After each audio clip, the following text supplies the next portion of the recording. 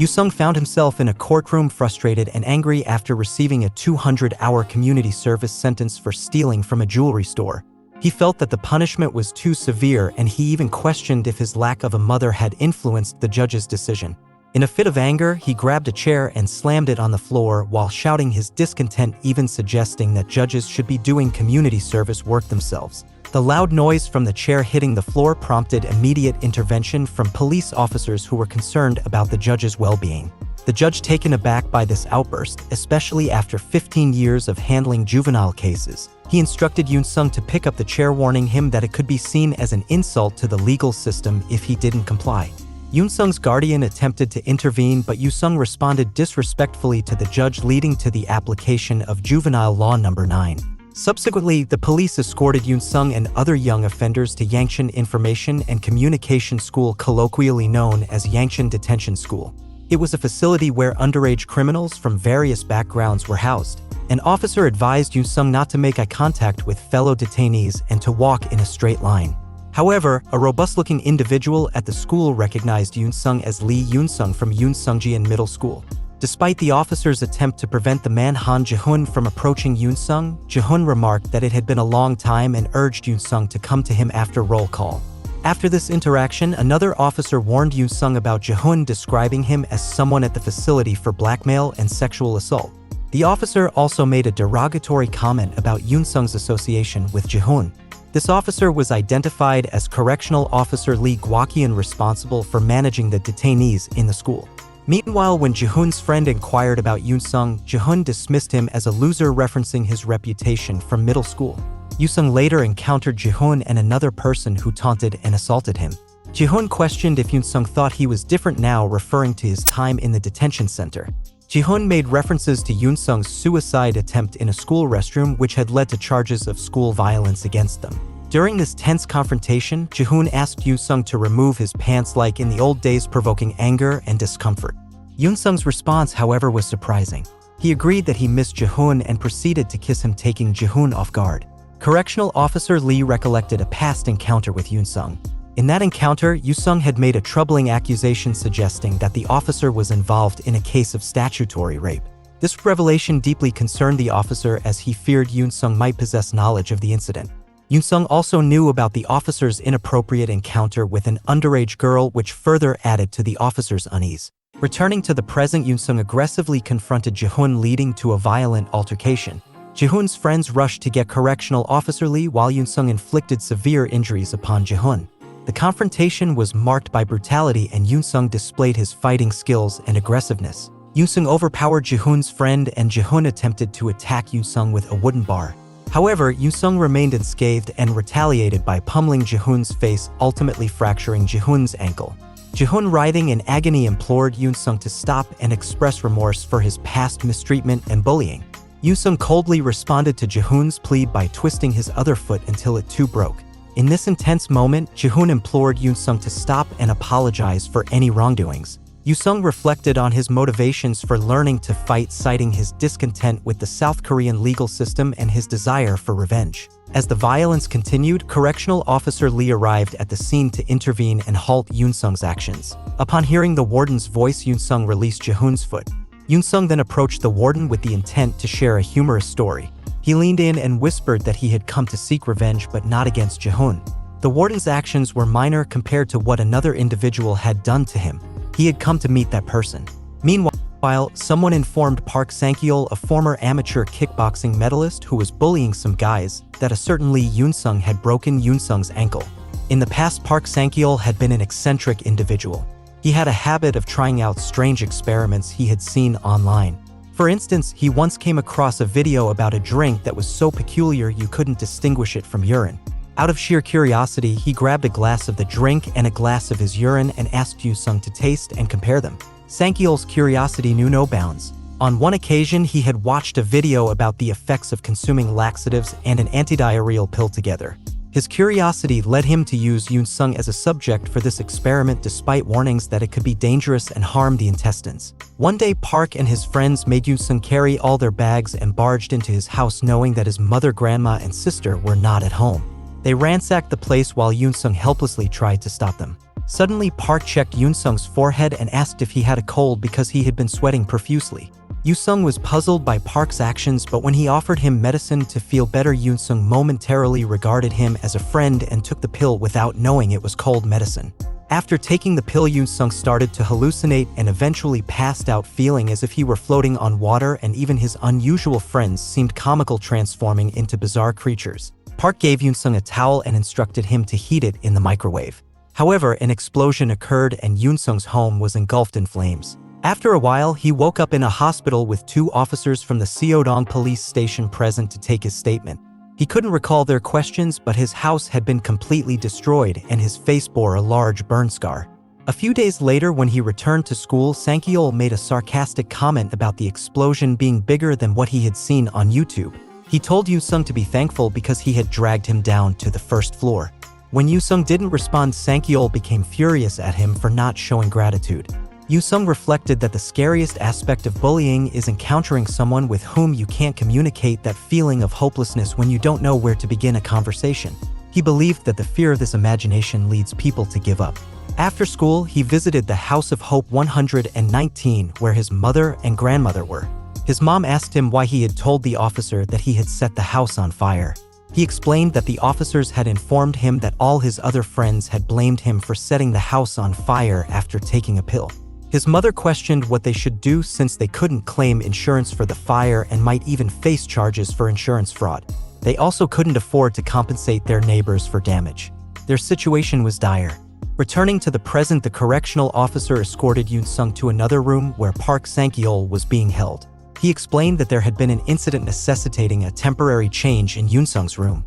He asked the inmates in that room to welcome Yoon-sung and help him with any questions. Yoon-sung concealed his face with a pile of towels, and when the correctional officer departed, one of the guys attempted to provoke Yoon-sung. Yoon-sung swiftly kicked him down and the others rushed to retaliate. From behind the towels, Yoon-sung declared that he had come to meet the curious guy and revealed his face. Sang-yeol recognized him and Yoon-sung inquired if Sang-yeol still possessed his insatiable curiosity. When Sang-yeol expressed his curiosity, Yoon-sung offered to share the method to defeat a professional kickboxer with just one finger. Yoon-sung had a tattoo on his body resembling someone in the throes of being consumed by fire. When he got this tattoo, the artist inquired about its significance. Yoon-sung explained that it was a tribute to his grandmother, so he'd never forget her. In the present, Yoon-sung asked Sang-yeol if he understood how a kickboxer like him could be defeated with just one finger. Sang-yeol confessed that he had no idea, prompting Yoon-sung to ask him to ponder it. Unexpectedly, Yoon-sung retrieved a spray from under the blankets and aimed it at Sang-yeol's eyes. Then he delivered a forceful kick to Sang-yeol's groin, causing him to cry out in agony. Sang-yeol couldn't open his eyes as they were stinging terribly. Seizing this opportunity, Yoon-sung began landing punches on Sang-yeol's face and delivering kicks to his stomach. He had learned that the key to fighting was to target the opponent's lower body if they defended their upper body and vice versa. Sang-yeol tried to punch back, but his vision was compromised and his attempts were futile. He believed that if he could buy enough time to clear his eyes, he could defeat Yoon-sung. Sang-yeol flailed punches into thin air in an attempt to hit Yoon-sung, but Yoon-sung used a towel to trap his arm and twisted it, forcing him to kneel. Yoon-sung then struck Sang-yeol's face and slammed it onto the ground, causing bleeding. Yoon-sung taunted Sang-yeol, asking how it felt to be beaten with a towel that had been heated in a microwave. Yoon-sung reminisced about his grandmother who had fallen into a coma after her house was destroyed. She had pretended everything was fine in front of her family, but her condition deteriorated upon seeing Yoon-sung's burn mark. Unexpectedly, Sang-yeol thanked Yoon-sung because he had managed to clear his eyes using his blood and could now see. Sang-yeol attempted to kick Yoon-sung and questioned if he wanted to die. Yoon-sung skillfully evaded his attacks. Sang-yeol cornered Yoon-sung against a wall and commented on how it brought them back to a time when Yoon-sung made a buzzing sound like a bug every time he was beaten. He mocked Yoon-sung for wheezing and moaning back, then vowing to beat him even worse this time for crossing the line with the spray. Meanwhile, Yoon-sung recalled advice from his fighting trainer. The trainer had suggested using a spray to blind the opponent and placing something like a blanket on the ground. Yoon-sung followed these instructions. When Sang-yeol attempted to kick him, he stumbled due to the blanket and Yoon-sung seized the opportunity to attack. In the past, Sang-yeol had mocked Yoon-sung during a live stream, revealing that Yoon-sung's nickname at school was Two-Face and accusing him of starting the fire. Sang-yeol had also promised to show Yoon-sung's grandmother, who was in a coma because of him, in the next live stream. Yoosung couldn't forget these moments, so he continued to pummel Sang-yeol, relentlessly punching him and breaking his finger. Sang-yeol cried out in pain, but Yoosung didn't relent because he remembered Sang-yeol's merciless taunts about his grandmother. Yoosung proceeded to stuff fabric clips into Sang-yeol's mouth, declaring that Sang-yeol's constant chatter had always been the issue. He told Sang-yeol to stop talking because talking was something only humans did, and he resumed his assault. Yoosung knew that some people advised letting go of the past and moving on, claiming that time would heal all wounds. However, Yoosung vehemently rejected that notion. He had learned to fight because he despised those who tried to diminish the pain he had endured. 5 months later, in a jail cell at the detention center, Yoosung choked Sang-yeol until he passed out. He then instructed another inmate to check on Sang-yeol and recorded that it was the 4th time Sang-yeol had passed out that day. Over the past 5 months, they had made Sang-yeol pass out a total of 898 times, and it was about to be his 900th time. Yoosung told the guy to keep watch, and the guy immediately warned that the officers were coming. The officer in charge, Kim Chong-ok, arrived and demanded to know why there was so much noise in cell number 203. Yoosung pointed out that the noise was coming from cell number 204, not their room, and asked why they were singled out. The officer told them to be quiet and left, muttering about not understanding why cell number 204 received special treatment. Another officer explained that they were under orders to protect Yoosung, and it was less than a week until his release. Yoosung noted that he would be leaving in the next 6 days and needed to start preparing for his next plan. Simultaneously, there was an announcement for visitors to gather in the meeting room under the guidance of their teachers. A woman came to the detention center to visit Yoosung, and during their meeting, she kept smiling at him. Yoosung asked her to stop smiling as it made him uncomfortable, but she explained that they were supposed to be playing siblings and needed to look like a family. Yoosung questioned why she was dressed in a suit, and she asked him to forget about it. She then inquired about how it felt to take revenge, to which Yoosung told her to stop with unnecessary talk and pass on the materials to the next guy. She complained about Yoosung's rudeness, but he instructed her about their next target, Yangbam. She shared information that Yangbam had moved to Gangnam and came from a wealthy family. The hospital director's grandson excelled in academics and cared for his classmates. In the meantime, Yangbam's teacher informed him that his grades had improved and gave him some notes to distribute to class 3. Yangbam noticed the ring on the teacher's hand and congratulated her on her upcoming wedding. As he left, he thought about the teacher with a creepy smile. Yoosung's pretend sister Joanna shared further information about Yangbam, mentioning that he was also a student council member and an exemplary student. She showed Yoosung a picture and asked if it was the guy he had talked about. Yoosung recalled that Yangbam had been present when Sang-yeol mocked him during the live stream. Yoosung expressed his hatred for Yangbam, emphasizing that Yangbam destroyed his life despite appearing as a model student to others. Later, Yoosung returned to a room with other prisoners who were kneeling in front of him. One of them reported that Sang-yeol had skipped lunch, and Yoosung choked him for neglecting meals, mentioning that it was all paid for with tax money. When Sang-yeol apologized, Yoosung reminded him not to speak because only humans were allowed to talk. Sang-yeol suffered from various health issues, including speech disorders, ataxia, impaired concentration, decreased consciousness, shoulder subluxation, and even PTSD due to repeated trauma. His brain had suffered damage due to a lack of oxygen, leading to a decline in his intelligence. Yoosung finished his 899th strangulation and pondered that it was 6 days before his release, and he would spend this time completing 1,000 strangles. He instructed the guys to verify the count and get tissues because Sang-yeol had soiled himself. 6 days later, Yoosung was released from detention. Miss Joanna, his pretend sister, welcomed him outside the school in a luxurious car. She asked if he was ready to go, and as they traveled destination, a makeup artist enhanced Yoosung's appearance. They reached the school, and the makeup artist placed a wig on Yoosung's head to conceal his burn scar. Yoosung felt ready to return to Gangnam High School. Yoosung felt ready to enter the school and acknowledged that his makeup was decent. The makeup artist remarked to Joanna that Yoosung lacked manners, and Joanna agreed but brushed it off, explaining that young people his age often reacted that way. In the meantime, Yangbam was preoccupied with thoughts of his teacher's upcoming wedding, driving him to the brink of madness. However, he was interrupted when he overheard students discussing a transfer student in class 3 who was described as handsome. They decided to go and see this new student. Simultaneously, the teacher in class 3 introduced Yoosung to the class and instructed him to take an empty seat. She also informed the class about an upcoming mock test and warned them to take it seriously. As Yoosung made his way to his seat, a student stopped him to complain that his introduction had been annoying. Unfortunately, the teacher had left the class at that moment. bullies pressured the student to repeat the complaint more loudly.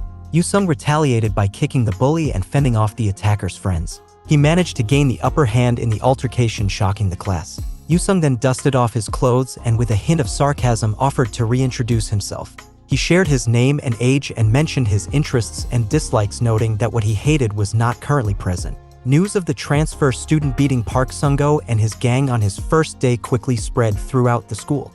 As Yangbom and a female classmate walked down the school hallway, she inquired about the incident involving the new transfer student. Yangbom expressed disinterest, explaining that he considered new transfers as just another thug from somewhere else. She admired his maturity for not caring about such matters, and Yangbom elaborated that he disliked a noisy school and didn't care about fights. Meanwhile, Yu-sung was accosted by some students in the bathroom who questioned his involvement in the earlier fight.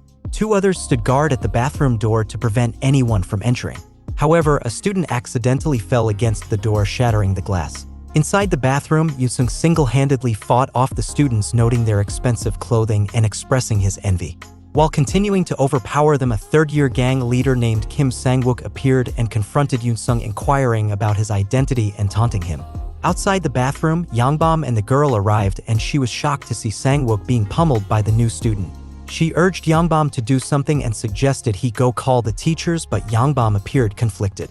He left the girl with the notes he was carrying, and when asked if he was leaving because of the fight, told her to be quiet for a moment because he needed to think. He then walked away, promising to see her later. After school, while Yu-sung was heading home, Sang-wook approached him and asked him to follow him. Sang-wook offered to do whatever Yu-sung wanted.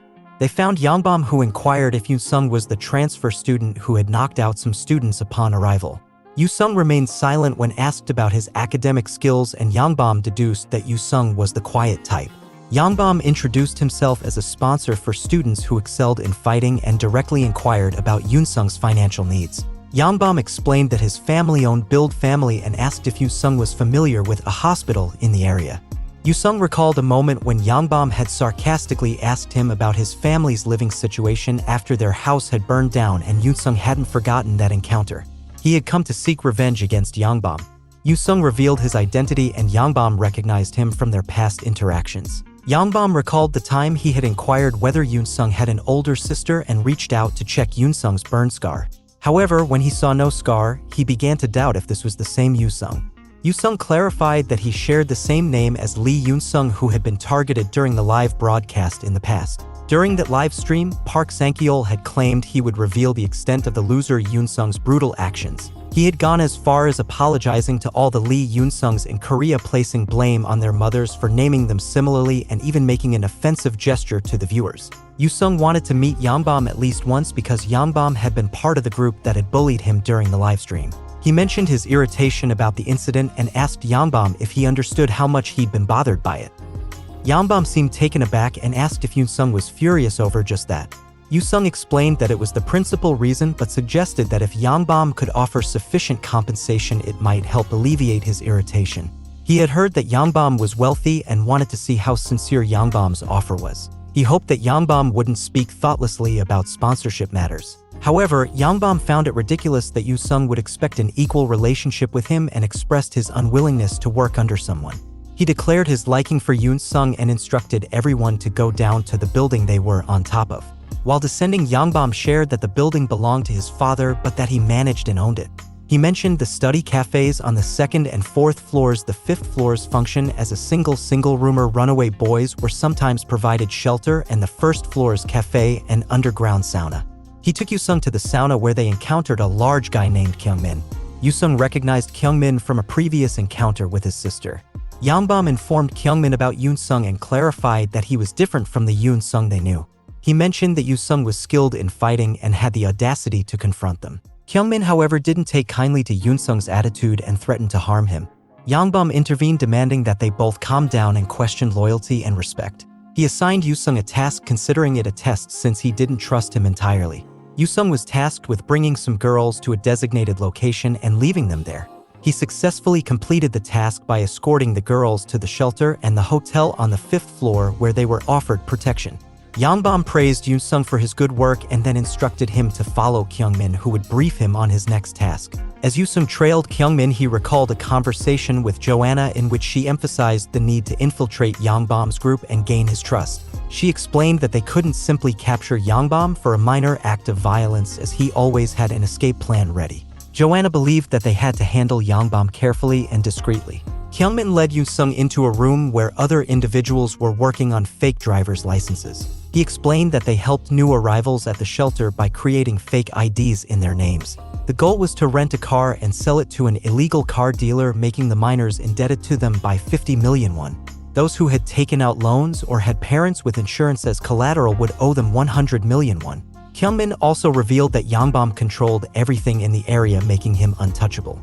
Yoosung understood that anyone who had visited the shelter owed Yangbom, and this realization fueled his determination to send them all to hell personally. Yoosung decided to start his revenge with Choi Kyungmin, determined to end the torment of Kyungmin's disgusting laughter. Kyungmin handed Yoosung a consent form for the protection shelter and instructed him to get the girls' fingerprints on the document, indicating that he was now in charge of them. Yoosung observed that at a quick glance, the contract appeared to be a standard protection agreement. However, it was deviously mixed with fraudulent loan clauses, a combination that, if not carefully examined, would lead unsuspecting signers down a path to hellish debt. Kyungmin claimed that pretty young girls would repay the debt quickly, so there was nothing to worry about. As Yoosung took the contract to the girls' room, he tossed it in their direction, instructing them to stamp their fingers on it if they wanted to stay in the shelter. One of the girls was offended by this approach and mentioned that they had been cautioned against signing contracts recklessly. The girls expressed their unwillingness to sign such a document and warned that they would call the police and leave if they were pressured. Realizing the difficulty of his task, Yoosung decided to give in to their demands and pretended to head for the door. The girls believed he was leaving out of fear when they mentioned involving the police. Suddenly, Yoosung locked the door, trapping the girls inside. They began to yell at him to open the door, and their voices alerted Kyungmin, who rushed to the room. After unlocking the door, he asked Yoosung what he was trying to achieve. Yoosung claimed that he had managed to get one of the girls' fingerprints on the contract, but that the other had resisted. Kyungmin couldn't fathom what had just happened and considered Yoosung a complete lunatic, concluding that he had purposely placed the girls in a room with CCTV to test Yoosung. Yangbom arrived, expressing his apologies to Yoosung, explaining that in his line of work, trust was paramount and verification was necessary. He commended Yoosung and expressed his approval of their future working relationship. Yangbom assured Yoosung that the girls were the ones he had initially brought in. Yoosung recognized that he had to act the part of a troublemaker to draw Yangbom out of his secretive shell. Yangbom thought Yoosung was looking for excitement and announced that they would begin working the next day. Kyungmin turned off the room's lights, informing Yoosung that he would be given proper instruction and that their initial task would be to install hidden cameras in the female members' rooms. As Kyungmin explained how to use the red cellophane to spot the cameras, Yoosung knew he was fully inside Jo Yangbom's world, where the crime would soon commence. With his preparations complete, Yoosung had to focus on his next plan. Kyungmin admitted that Yangbom was intelligent and had constructed an ant nest to eliminate people like them. He recalled the internet crimes from the past and discussed how Yangbom had tormented the true outcast who shared Yoosung's name. He revealed that the live broadcast with the real outcast was entirely Yangbom's idea. Kyungmin detailed how Yangbom preferred to manipulate people from behind the scenes and skillfully turn them. He began recounting the time they had brought Outcast's older sister to Yangbom, mentioning her family's misfortune with their burnt-down house. When he was about to discuss the sister's appearance, Yoosung interrupted, claiming the camera wasn't working. Kyungmin was initially irritated but realized Yoosung was holding an extension cord.